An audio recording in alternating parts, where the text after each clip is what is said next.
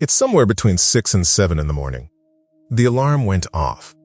Or maybe you were already awake, lying there watching the light change, waiting for a day you didn't sleep into. Then the first thought wasn't, good morning, it was a calculation. How much did I actually get? How bad is today going to be? How do I get through this? And then, already, before you've moved, the next one, how bad is tonight going to be? If that's where you are right now, this video is for you. Not to tell you what you should have done last night. Not to give you a sleep hygiene checklist, but to show you something about this specific morning, this window you're in right now, that almost no sleep content ever addresses directly. The morning after a bad night has its own architecture, and what happens in the next 2 hours doesn't just determine how today goes. It determines whether last night becomes one bad night, or the beginning of something longer. That's the part worth understanding. And that's what this video is about. Here's the thing most people get wrong about the anxiety sleep loop. They think the bad night causes the next bad night. Logically, that makes sense. You're more tired, more depleted, so of course the next night is harder.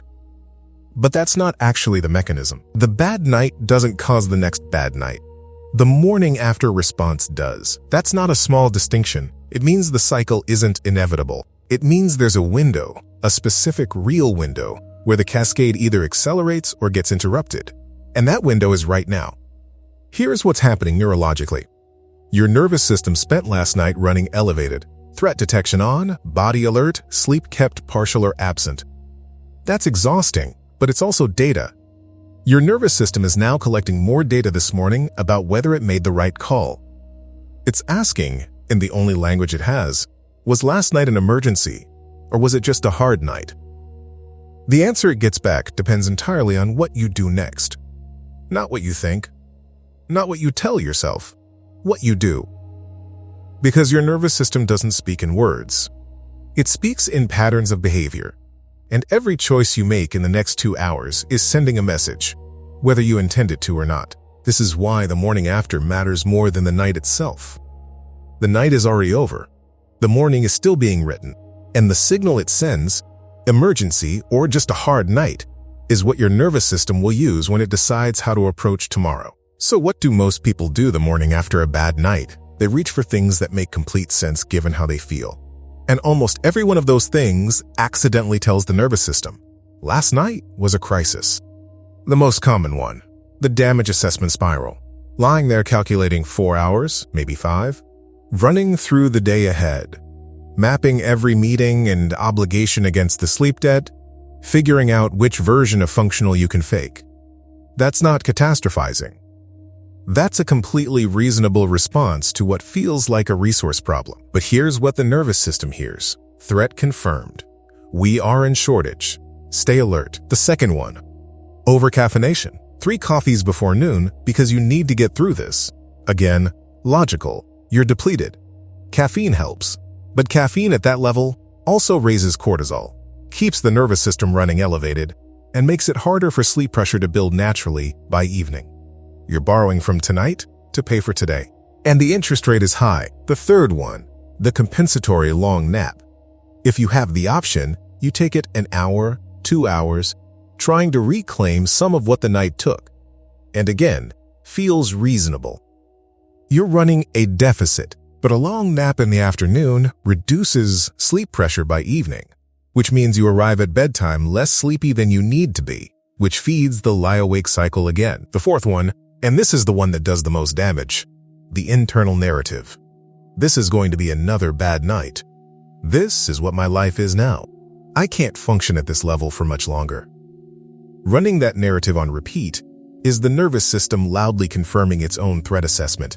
It's not pessimism. It's a very activated system doing what activated systems do, looking for evidence that the danger is real. Research on hyperarousal consistently shows that the morning after cognitive pattern, the rumination, the catastrophizing about the next night, is one of the strongest predictors of insomnia persistence.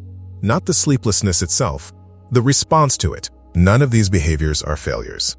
They are the logical output of a nervous system that has learned to treat a bad night as an emergency. They were never about weakness. They were always about a system running a program it learned under real stress. But the program is making things worse. And that's the part that can change. Here is the reframe that changes how this morning works. The morning after a bad night is not a damage control situation. It's a nervous system communication window. What you do in this window sends a signal to the threat detection system about the nature of last night. Was it an emergency that requires staying on high alert? Or was it a hard night, one data point, not a verdict, that the system can begin to release?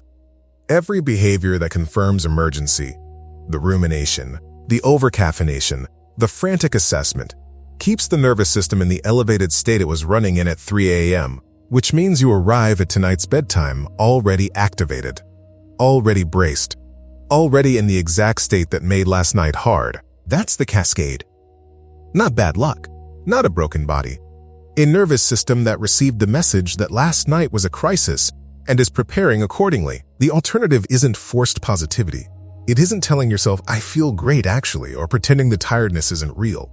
The alternative is behavioral. It's what you do, not what you think. Because the nervous system responds to action before it responds to intention. A body that moves through the day calmly, not dramatically, not urgently. A body that eats something, gets some light, keeps to a rough shape of normal, sends a very different message than a body in damage control mode. The message it sends is, last night was a hard night, we are okay. We do not need to prepare for another crisis. That message, repeated across the morning, is what interrupts the cascade. Not because it fixes the tiredness. The tiredness is real, and it stays, but because it stops the nervous system from treating today as evidence that tomorrow night will also be dangerous. This is the part sleep content almost never says. The bad night isn't the problem. The emergency response to the bad night is. And that response is something that was learned, which means it's something that can be interrupted. Your nervous system learned this, and a different morning teaches it something else. If you're in that specific state right now, the morning after calculation already running, the dread about tonight already forming, there's a resource in the description built exactly for this moment. It's a toolkit for the hard nights and the mornings that follow them. Specific prompts, breath patterns, and grounding anchors designed to work when the thinking brain is slow and the body is activated. It's called the Hard Night Survival Kit, and the link is in the description. Not for later, for right now if you need it. So what does a morning after look like when it's sending the right signal? Not perfect, not optimized, not performed, just a different message than emergency. The first thing, get out of the assessment spiral as early as possible. Not by suppressing the thoughts, that doesn't work, but by giving the body something physical to do instead. Doesn't need to be exercise, doesn't need to be a walk. It could be making something to eat. It could be standing at a window for 2 minutes. The body in motion, even slow motion, stops the ruminative loop more reliably than thinking your way out of it. This is not a willpower problem. It's a neurological interrupt. The second thing, keep caffeine moderate and early. 1 or 2 coffees before noon, not because the rules say so, because your nervous system needs to start building sleep pressure by mid-afternoon. If it's still running on stimulants by 3 p.m., it will arrive at bedtime artificially elevated. And elevated at bedtime is the exact condition you're trying to interrupt. The third thing, let the day be reduced, but not canceled. One bad night justifies some adjustments. It does not justify a full withdrawal from the day. Canceling everything sends the same signal as the assessment spiral. This is a crisis. We are compromised. We need to protect. The nervous system registers that as confirmation of emergency. Keeping a rough shape of normal, even a quieter, slower, less ambitious version of it, tells the nervous system something different. We moved through the day. We were not destroyed. This was hard. It was not fatal. The fourth thing, and this is the one that matters most for tonight, don't brace for it yet. The anticipatory dread that starts building in the afternoon, the calculation of hours, the preloading of anxiety, that's the mechanism that ensures the next night is hard. Every time you catch that thought, tonight is going to be bad again. What it needs isn't suppression. It needs a redirect. Not, I'll sleep great tonight.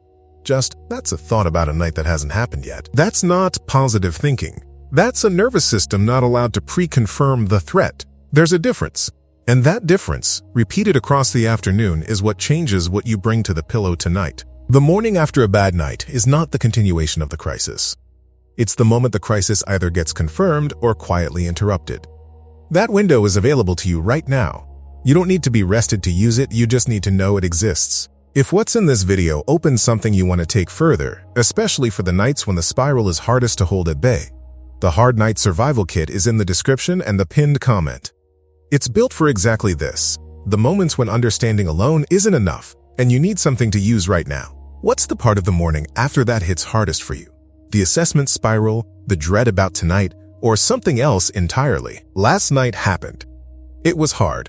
It was probably not what you needed. And this morning, your nervous system is running its assessment, collecting evidence about whether it needs to stay on high alert or whether it can begin, slowly, to stand down. The evidence it collects isn't conscious, it's behavioral. It's in whether the morning moves or stalls, whether the body acts like it's in recovery or like it's in crisis, whether the afternoon carries forward a braced state or something slightly, even marginally, quieter. None of what's in this video requires you to feel better than you do. None of it requires a rested brain or a calm nervous system. It requires something smaller, just a slightly different message than the one the emergency response was already sending. You didn't fail last night. Your nervous system ran the program it learned. This morning is just the next data point, and you have more say over what that data point contains than the cycle has ever let you believe. Tonight is not written yet. The mornings you move through quietly, not perfectly, not without exhaustion, but without confirming the emergency, are the mornings that begin to teach your nervous system that the bed is not a threat. That doesn't happen in one morning, but it starts in one morning. This one is available. That was never about weakness, and it's not about strength now either. It's just about what signal gets sent. Send a different one today. One small thing, not forever, just today.